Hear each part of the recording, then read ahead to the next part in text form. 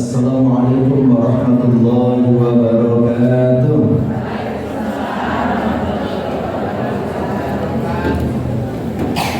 Gaul salam beli di pasar. Yang tadi jawab salam, saya doakan rezekinya lancar. Sekali lagi, Assalamualaikum warahmatullahi wabarakatuh.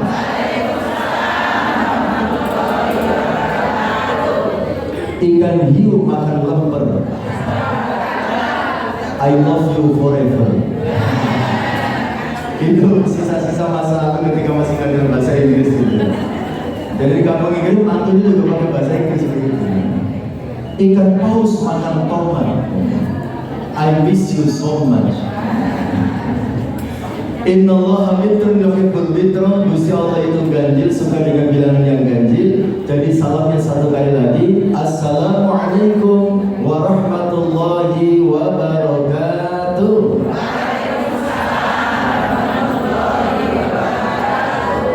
Gaun salam dipetik Bu Haji.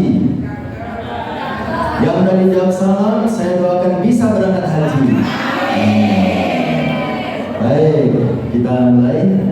Alhamdulillahilladzi faddala bani Adam bil ilmi wal amal ala jami'il alam. Wassalatu wassalamu ala Muhammadin sayyidil arabi wal ajam wa ala alihi wa sahbihi ya nabiyil ulumi wal hikam, amma ba'd.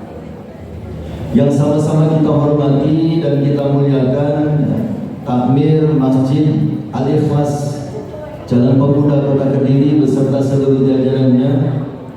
Yang sama-sama kita hormati dan kita muliakan pengurus Majelis Ta'lim Kurma beserta seluruh jajarannya, serta bunda-bunda sekalian peserta kajian yang diselenggarakan oleh Majelis Ta'lim Kurma yang insya Allah semuanya dirahmati dan diberkahi oleh Allah Subhanahu wa Ta'ala. Alhamdulillah, thumma alhamdulillah, thumma alhamdulillah. Tidak bosan-bosannya kita senantiasa memanjatkan rasa syukur kita kepada Allah Subhanahu wa Ta'ala, karena sampai detik ini Allah Subhanahu wa Ta'ala juga tidak pernah bosan memberikan begitu banyak nikmatnya untuk kita semuanya. Terutama tentu nikmat iman, nikmat Islam, nikmat sehat.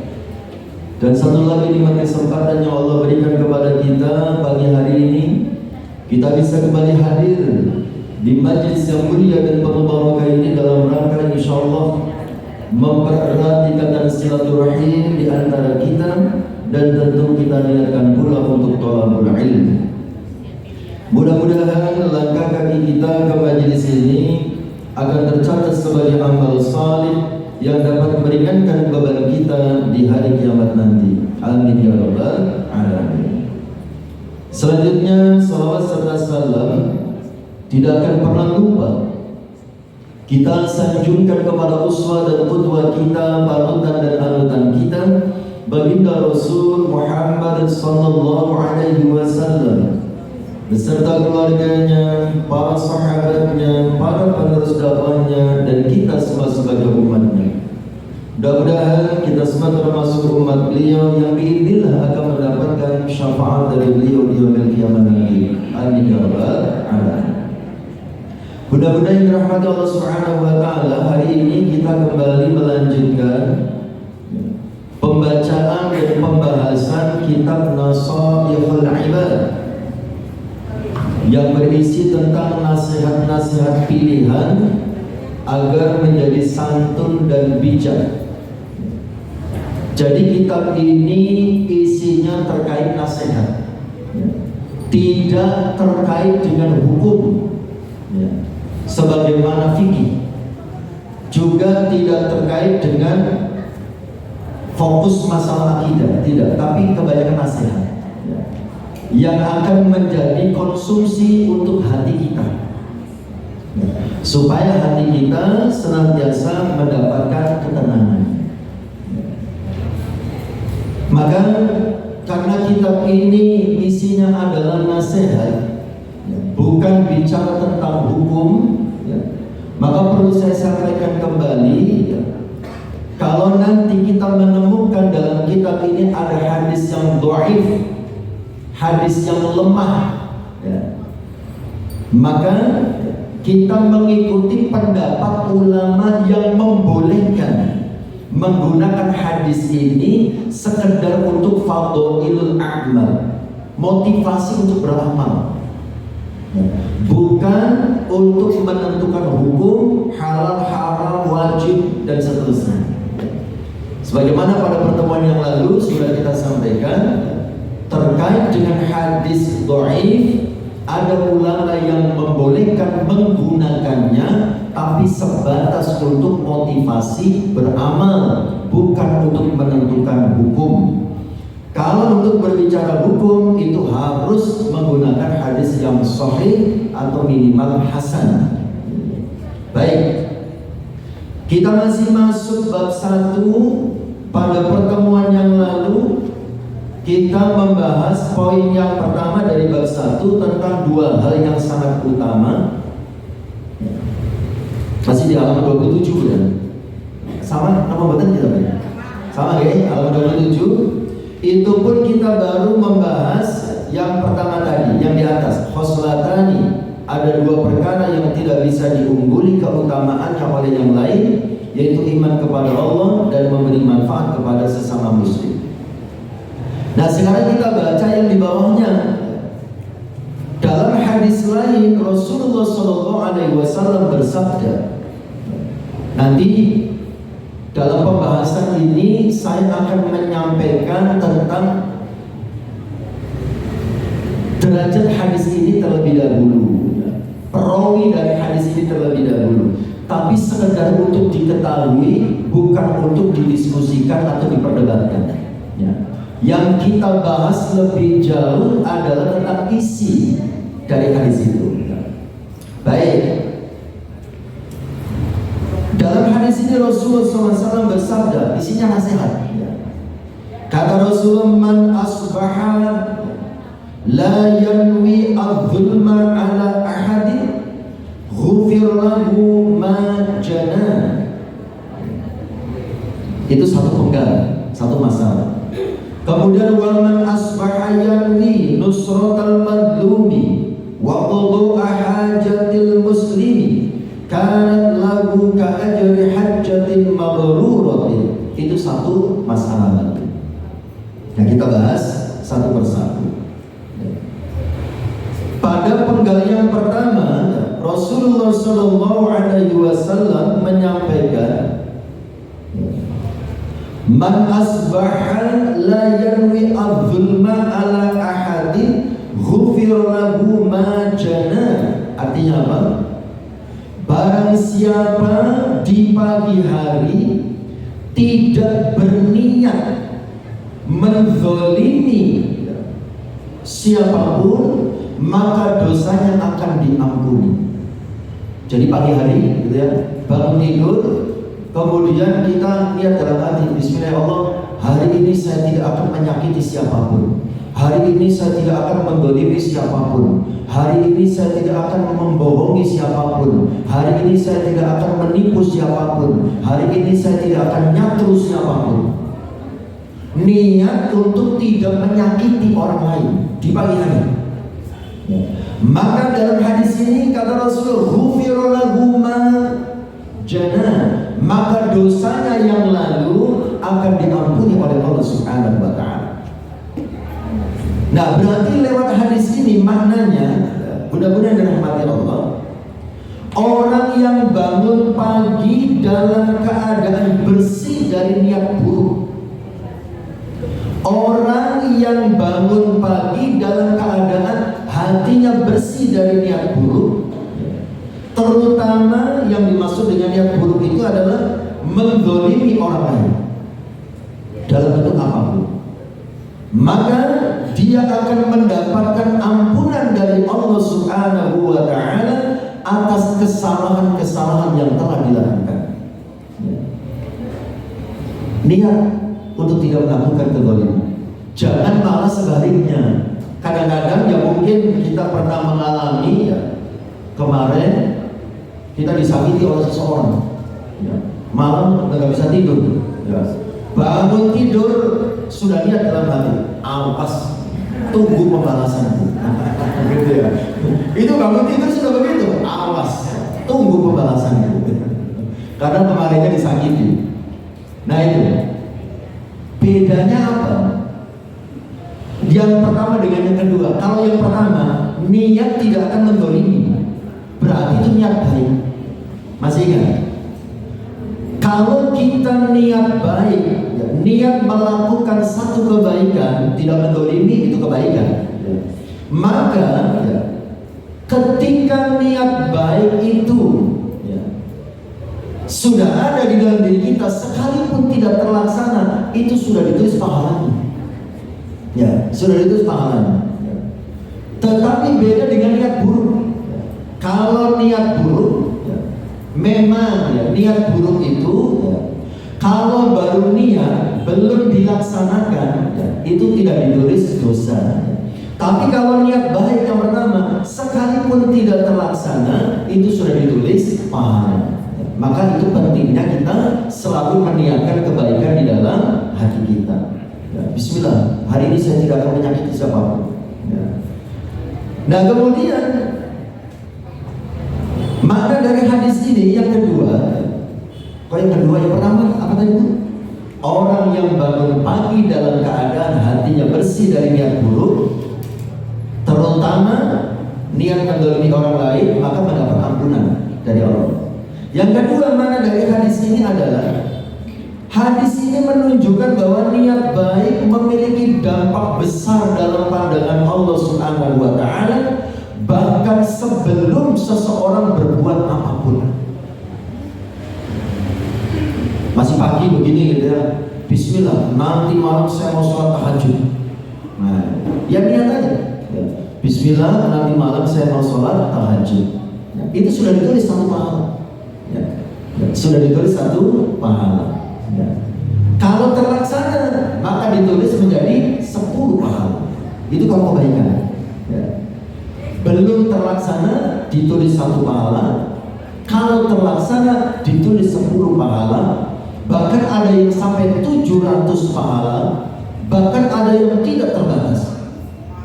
Ya, kalau terlaksana ya, niat baik belum terlaksana ditulis 1 pahala.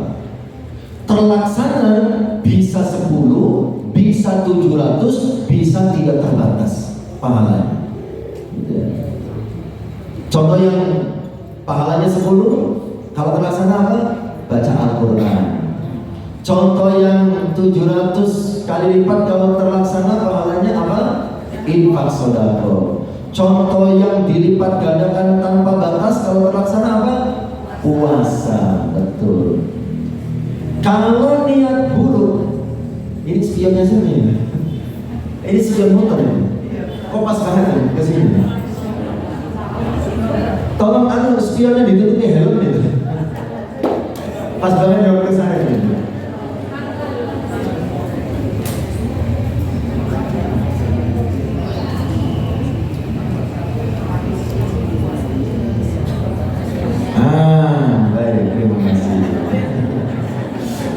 Saya kan jadi gak enak, gak sesuai dengan aslinya, kelihatan glowing gitu.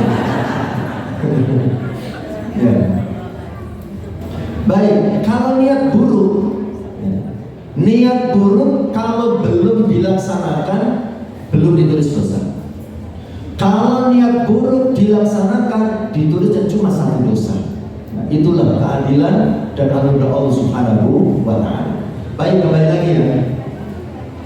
Menurut hadis ini kata Rasulullah SAW, siapa yang pagi hari berniat tidak akan menyakiti orang lain, maka dia mendapatkan anugerah dari Allah dalam bentuk apa?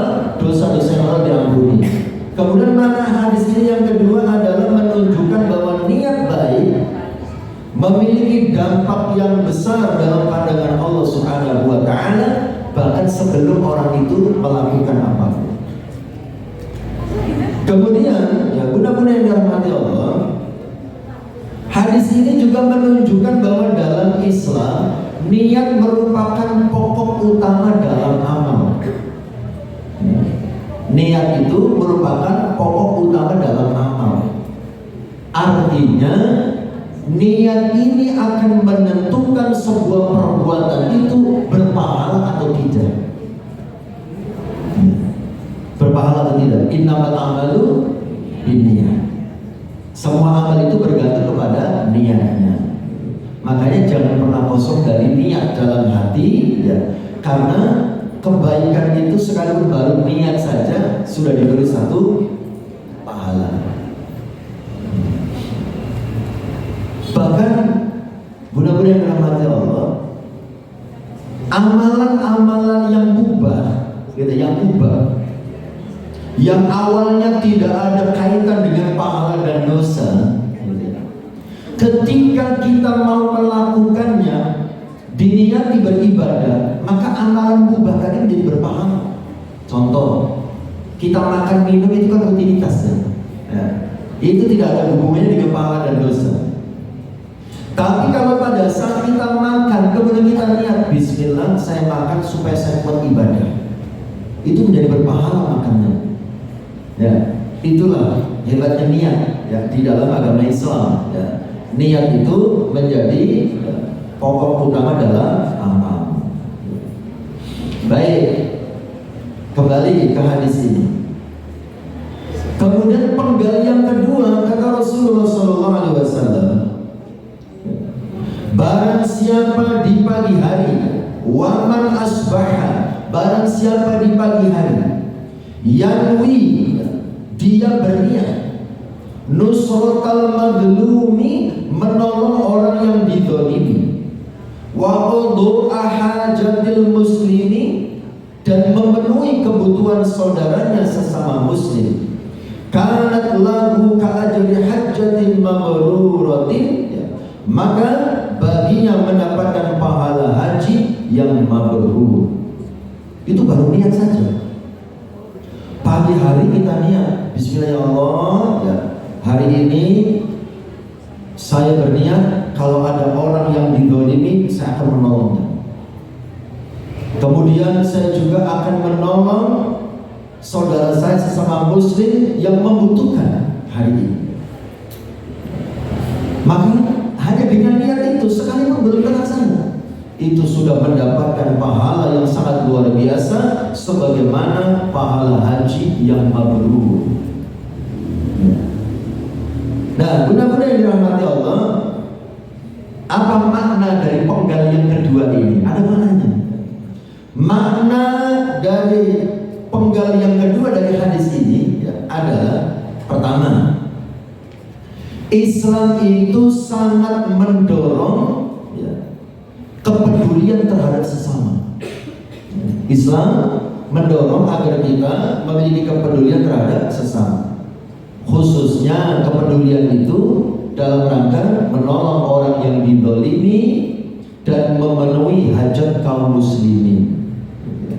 Jadi kita tahu ada teman kita, tetangga kita, saudara kita yang kelihatannya hari itu, ya, masih belum punya beras seumpamanya.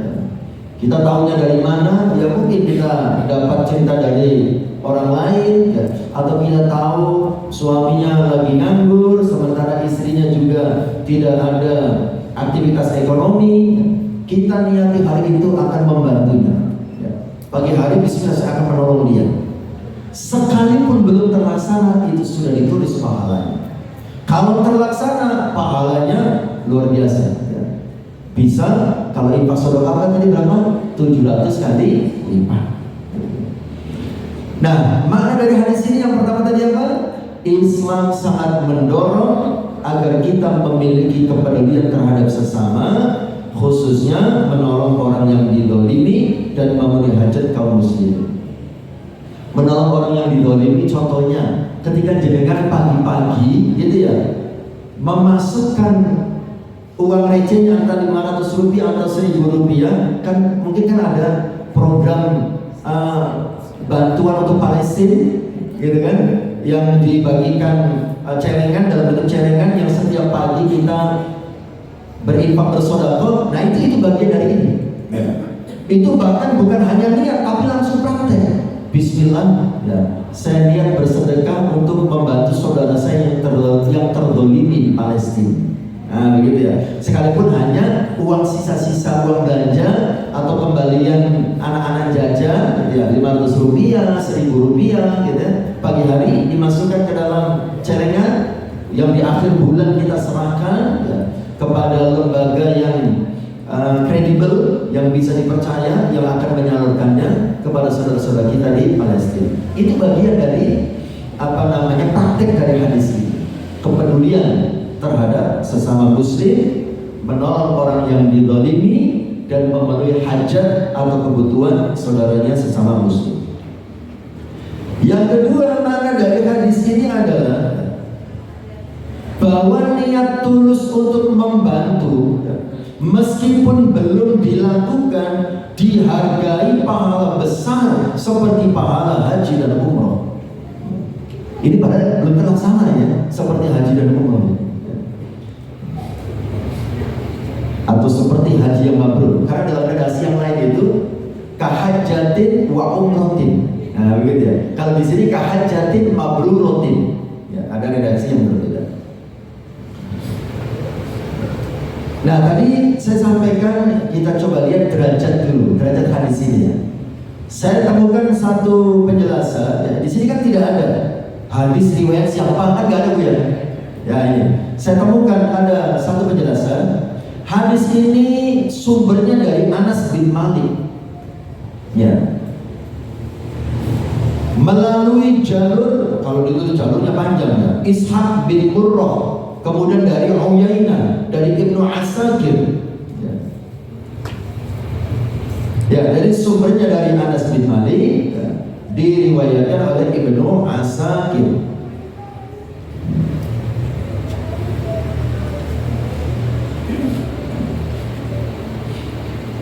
Tetapi ya, mudah-mudahan yang dirahmati Allah ya, ternyata ketika ditelusuri perawi dari hadis ini ya, itu ditemukan ada kelemahan ya. Hadis ini sanadnya matruk ya, ditinggalkan ya. Dan Uyainah yang tadi saya sebutkan itu dianggap dhaif, dianggap lemah. Maka hadis ini masuk dalam kategori hadis dhaif, hadis lemah. Saya harus menyampaikan apa adanya gitu ya. Tetapi seperti di awal tadi kita sampaikan ya, hadis dhaif atau hadis lemah, kalau untuk motivasi beramal, ada ulama yang membolehkan kita menggunakan. Karena kalau kita lihat dari sisi isinya, konten dari hadis ini, kan tadi kebaikan isinya ya. Siapa yang pagi hari tidak niat mendolimi orang lain ya, maka dosanya akan diampuni. Yang kedua, siapa yang di pagi hari niat untuk menolong orang yang didolimi, kemudian memenuhi hajat saudaranya muslim ya, maka dia mendapatkan pahala sebagaimana haji yang mabrur. Ini dari sisi isinya tidak bertentangan dengan syariat. Karena hadis ini dari sisi makna sesuai dengan hadis sahih ya. Hadis sahihnya mana? Ini. Dari sisi makna ada kesesuaian ya, dengan hadis sahih yang diriwayatkan oleh Imam Muslim. Ini hadisnya ada dalam kitab hadis Arba'in Nawawi. Apa kata Rasulullah dalam hadis sahih ini? Riwayat Imam Muslim. Ya.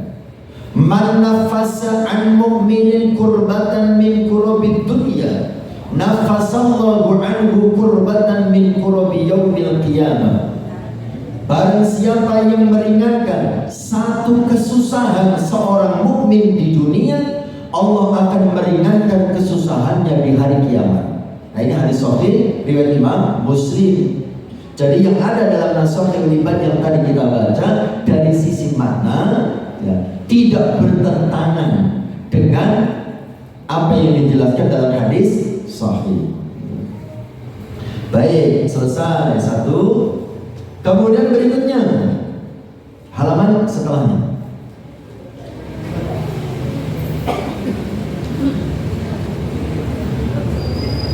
Halaman setelahnya di situ juga tidak ada tulisan, ya kan?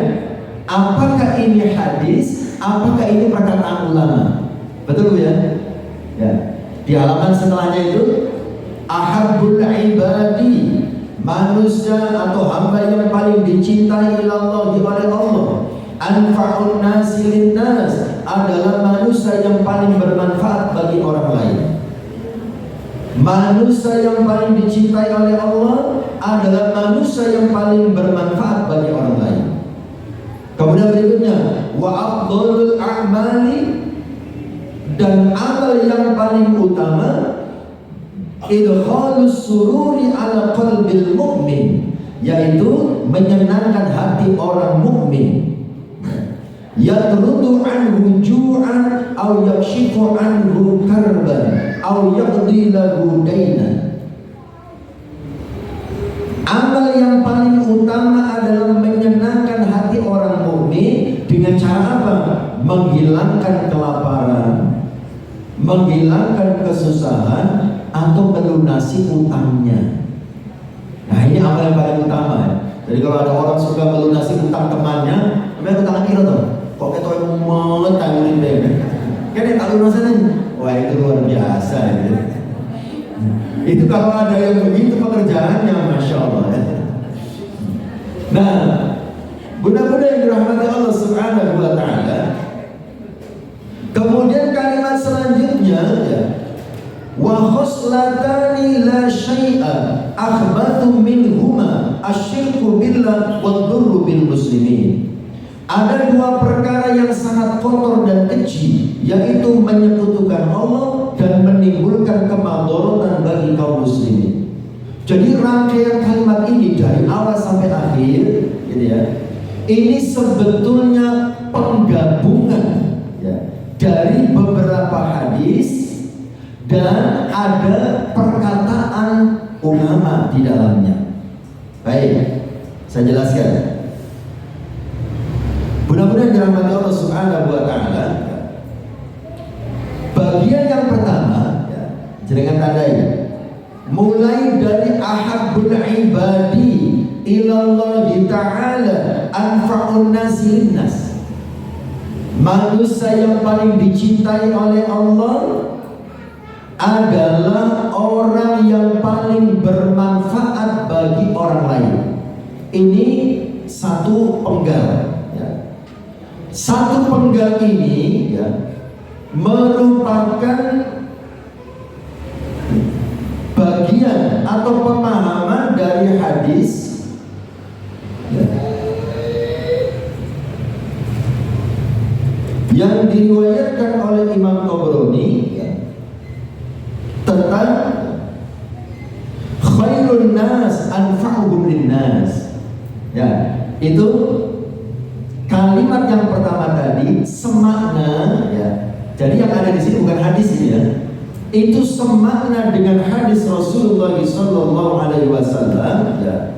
Khairun nas anfa'uhum linnas ya. Manusia yang paling baik adalah manusia yang memberikan kemanfaatan untuk orang lain.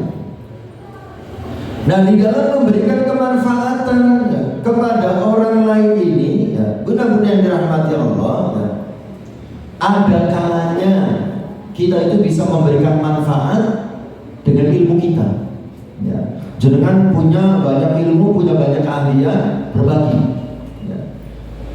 Berbagi ilmu itu tidak harus ilmu agama ya. Bisa juga ilmu tentang bagaimana caranya sukses di dunia ya. Itu juga akan membuat kita yang berbagi ilmu itu akan menjadi orang yang dicintai oleh Allah Subhanahu wa Ta'ala. Cuma seringkali kita itu kalau ilmu tentang kesuksesan dunia ya, itu banyak justru yang menyembunyikan ya. Banyak yang tidak mau berbagi. Contoh ya, dua orang sama-sama dagang toko ya, yang satu laris, yang satu biasa.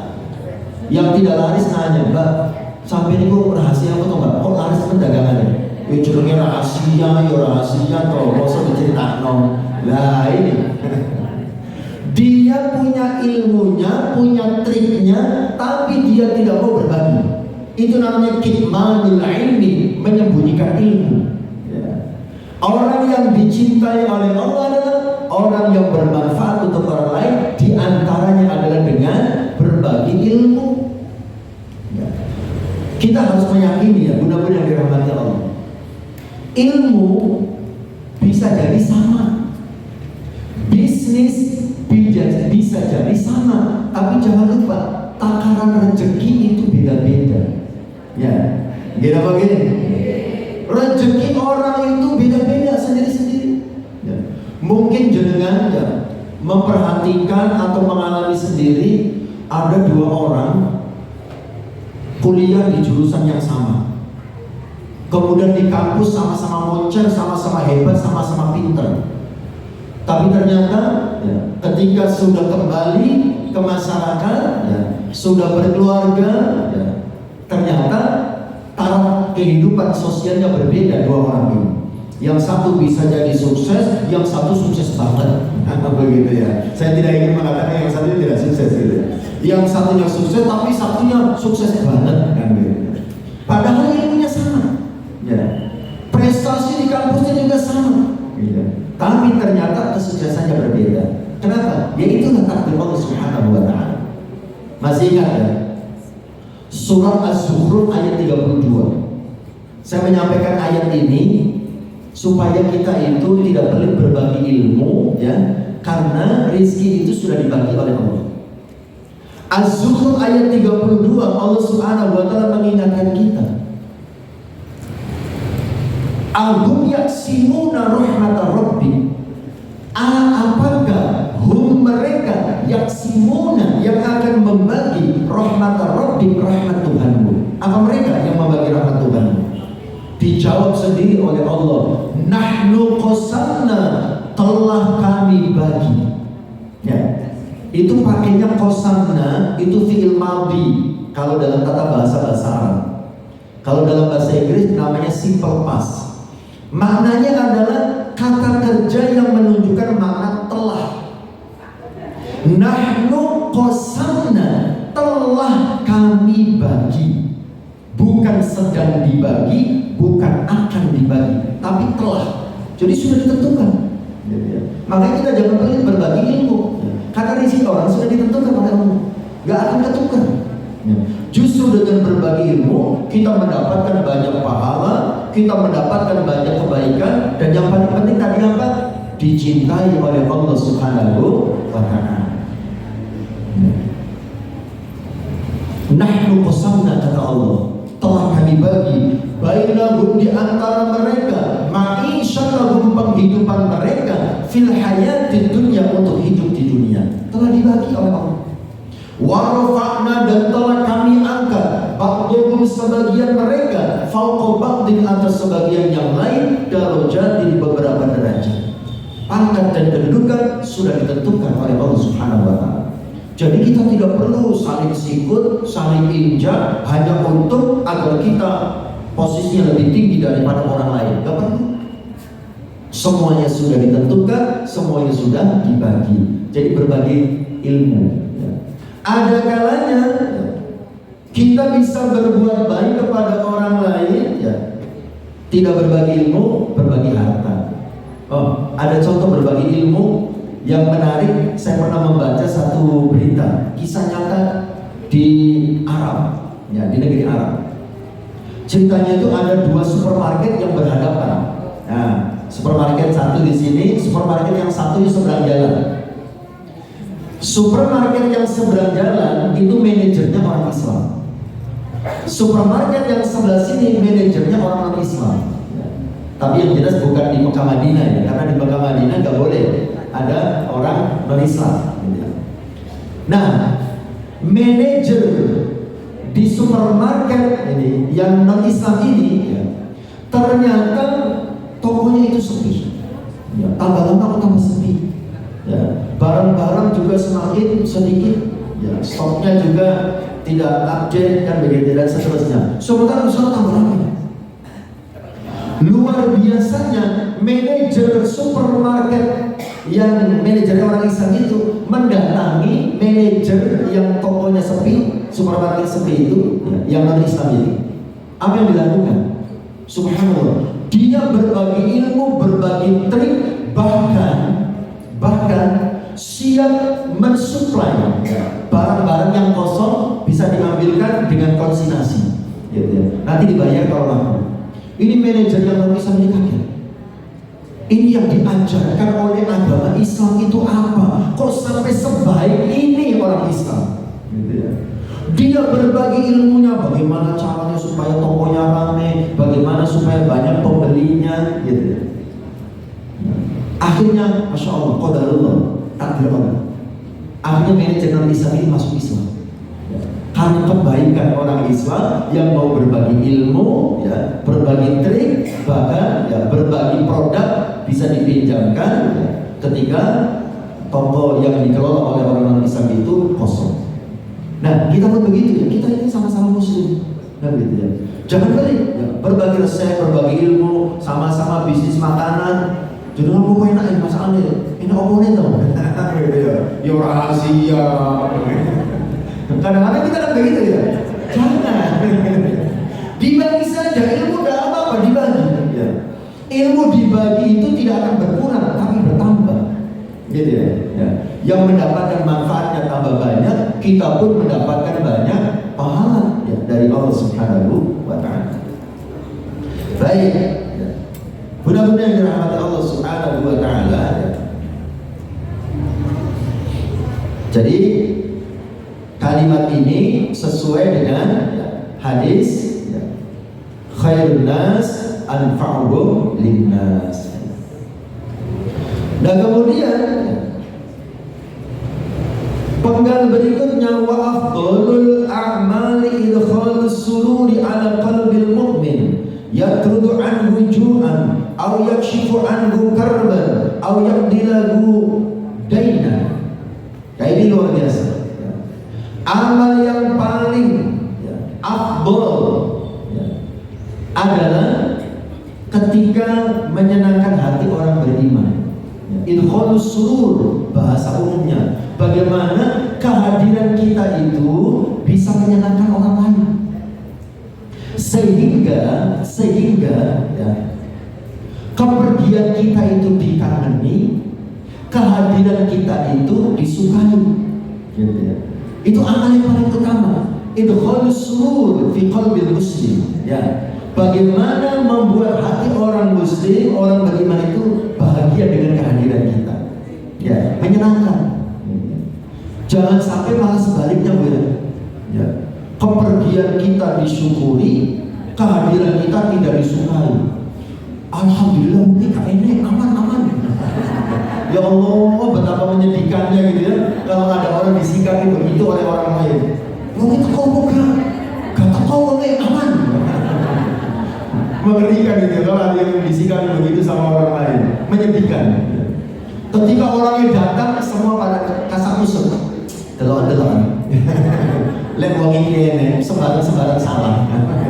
Kerjaannya maido kan gitu. Ya, idkhalus surur ala qalbil mu'min. Ya.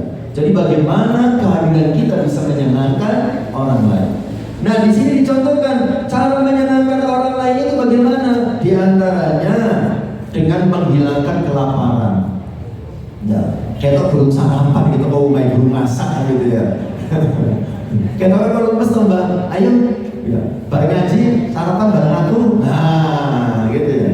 Itu idkhalus surur salah satunya begitu ya. Neraktif temannya yang kelihatannya belum sempat masak hari ini gitu ya. Kalau melihat ada orang di jalanan gitu ya, kelihatannya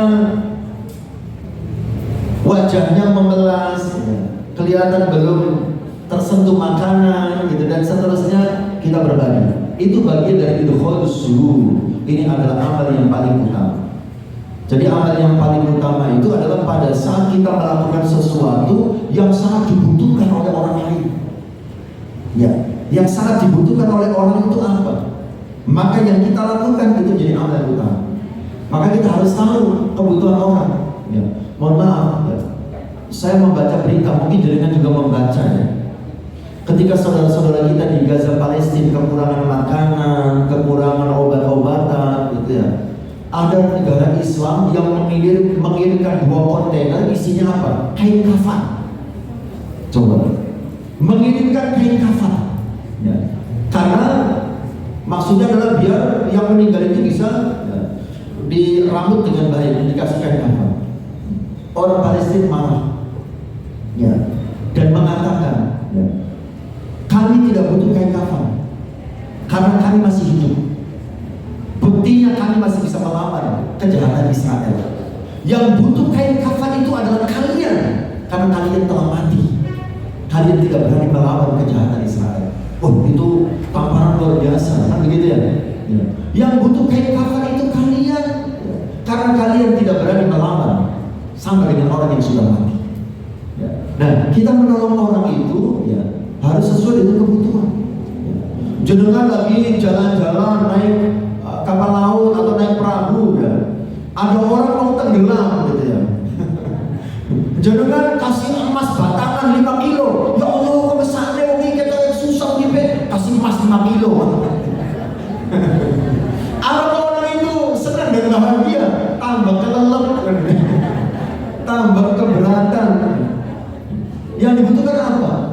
Cuma ban dalam bekas, ya gitu ya, atau pelampung yang harganya murah yang dibutuhkan pada saat itu.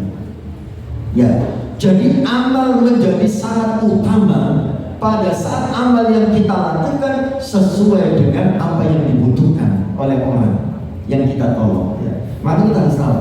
Ya. Jangan sampai kita memberikan sesuatu, ya, justru, ya, tidak menyelesaikan masalah, malah menambah masalah baru. Ya. Benar-benar yang dirahmati Allah Subhanahu wa Ta'ala. Ya. Nah, kemudian tadi, ya, di antara menyenangkan hati orang mukmin adalah membantu melunasi utangnya. Masya Allah, ini luar biasa. Bahkan ada saya dapat cerita, tapi beliau sudah meninggal. Seorang kiai, ya, di Lamongan, dikenalnya itu panggilannya itu Pak Guru Mukhtar, ya, dipanggil Pak Guru. Beliau kiai, ya. Kemudian punya pesantren itu gratis, ya. Bahkan di pesantrennya itu ada satu area khusus yang menampung gelandangan yang ditemukan oleh siapapun di jalanan. Itu kalau dibawa ke situ diopeni sama beliau. Bahkan dinas sosial di Lamongan itu sering kalau menemukan gelandangan-gelandangan di daerah Lamongan itu dibawa ke situ. Namanya Pak Guru Mukhtar. Pak Guru Mukhtar itu sampai meninggal belum ibadah haji. Sampai meninggal. Nah, saya mendapatkan cerita dari anak-anaknya, ya. Pak Guru itu setiap kali uangnya sudah terkumpul untuk daftar ibadah haji, gitu ya. Kemudian ada orang minta tolong, ya, ya, minta tolong yang terkait dengan uang, gitu ya. Masya Allah, Pak Guru Mukhtar tidak pernah berpikir diberikan uang. Akhirnya sampai meninggal beliau belum sempat melaksanakan ibadah haji. Ya. Tapi ingat, jangan lupa tadi di awal sudah kita bahas, ya. Pada saat kita sudah niat melakukan satu kebaikan, sekalipun kebaikan itu tidak terlaksana, maka tetap dicatat mendapatkan pahalanya. Jadi insya Allah Pak Guru Mukhtar almarhum, ya, beliau tetap akan mendapatkan pahalanya haji dan umroh yang sering kali beliau niatkan tapi tidak pernah terlaksana. Karena setiap kali uangnya kumpul, Allah mengujinya. Gitu ya. Ada orang membutuhkan bantuannya, Masya Allah diberikan. Ya. Makanya ngapunten, ya, ngapunten, ya. Bagi kita yang sudah pernah haji, bagi kita yang sudah pernah umroh, pada saat kita mau haji lagi atau pada saat kita umroh lagi, kita perlu mengetahui dulu minimal keluarga terdekat kita apakah ada yang membutuhkan, ya, bantuan kita. Orang terdekat itu siapa? Yang paling dekat adalah kedua orang tua, kedua mertua. Itu yang harus diperhatikan. Jadi ketika kita mau haji yang kedua atau mau umroh yang kedua, ya, kita perhatikan orang tua kita bagaimana, sudah berkecukupan belum untuk kehidupan sehari-hari. Kalau belum, itu lebih utama, ya, kita sumbangkan kepada kedua orang tua kita untuk membiayai hidup kedua orang tua kita. Mertua itu sama, ya, dengan orang tua. Jangan sampai kita mau anaknya tapi nggak mau orang tuanya. Gitu ya. Jadi orang bertua itu sama, ya statusnya dengan orang tua. Gitu ya. Perhatikan. Kemudian kalau orang tua mertua dan sudah cukup, ya kakak adik kita. Ya. Jangan sampai kita kelihatan glamor, bolak-balik jalan-jalan luar negeri, kakak kita ya dengan anak-anak dan istrinya dengan keluarganya, kelendran sampai gak makan, sampai gak sekolah anaknya dan seterusnya. Itu tidak baik. Ya. Itu juga dari sisi pandangan manusia, itu juga akan dari omongan. Ya Allah, kok tega sekali ya, bolak-balik jalan-jalan ke luar negeri gitu ya, saudaranya sampai nggak makan, sampai utang-utang ke tetangga dan seterusnya. Kita harus tahu skala prioritas ya. Dan apalagi kalau kita lihat Nabi ya, contoh Nabi, Kanjeng Nabi itu seumur hidup ibadah haji cuma 1 kali. Ibadah umroh beliau itu 4 kali, yang 1 kalinya itu umroh bersama dengan haji, kan begitu ya. Tidak dilarang umroh berkali-kali, boleh, silakan. Tapi itu ya, perhatikan ya orang-orang terdekat kita, jangan sampai ya, kita bolak-balik ke luar negeri, tapi ada saudara kita yang kelendran sampai tidak makan. Benar-benar yang dirahmati Allah Subhanahu wa Ta'ala. Nah kemudian